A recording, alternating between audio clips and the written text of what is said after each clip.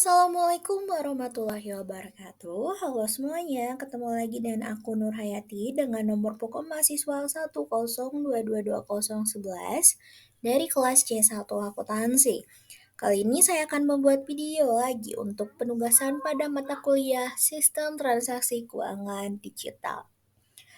Pada pertemuan kali ini membahas materi mengenai ERP atau Enterprise Resources Planning.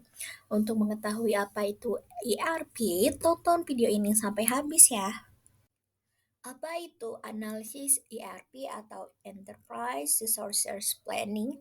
ERP merupakan sistem informasi untuk mengidentifikasi dan merencanakan sisi sumber daya yang dibutuhkan perusahaan untuk digunakan, dibuat, dikirim, dan dihitung secara efisien dan dapat merespon kebutuhan pelanggan dengan baik. ERP terdiri atas paket software komersial yang menjamin integrasi yang mulus atas semua aliran informasi di perusahaan meliputi keuangan, akuntansi, SDM, rantai pasok, dan informasi konsumen.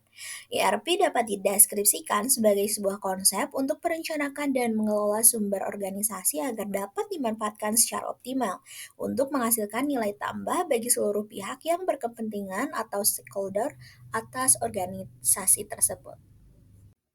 Selanjutnya ada tujuan dan peranannya dalam organisasi.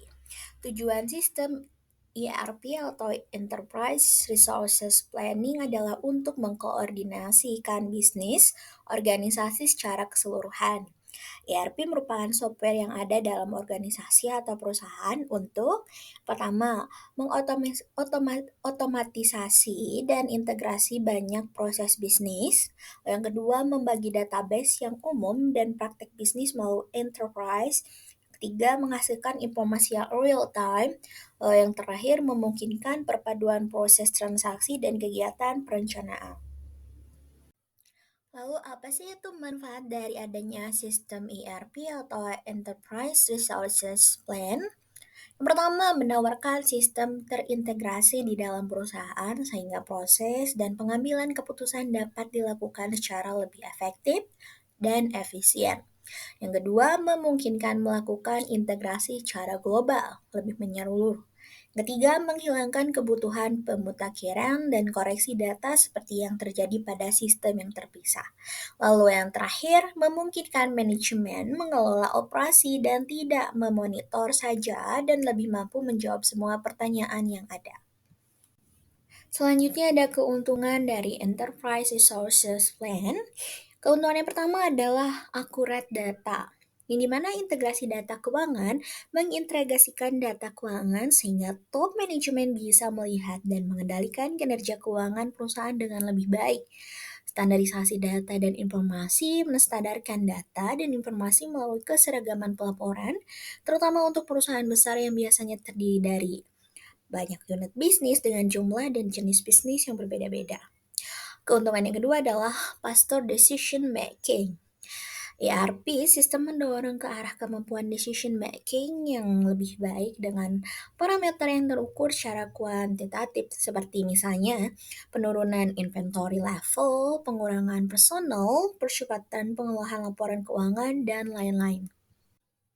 Selanjutnya ada keuntungan yang ketiga ada lower operation cost, ini mana standarisasi proses operasi menstandarkan proses operasi melalui implementasi best practice sehingga terjadi peningkatan produktivitas serta penurunan inefisiensi dan peningkatan kualitas produk.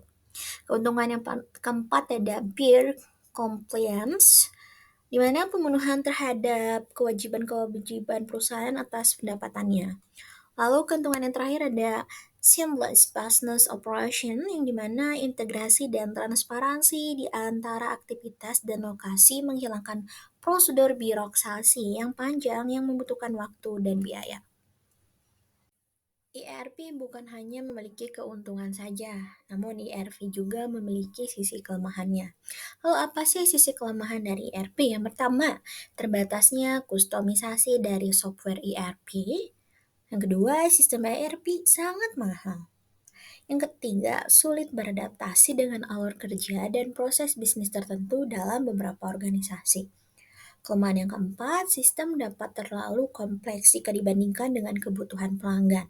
Lalu yang terakhir, data dalam sistem ERP berada dalam suatu tempat sehingga meningkatkan risiko kehilangan informasi sensitif jika terjadi pembobolan sistem keamanan.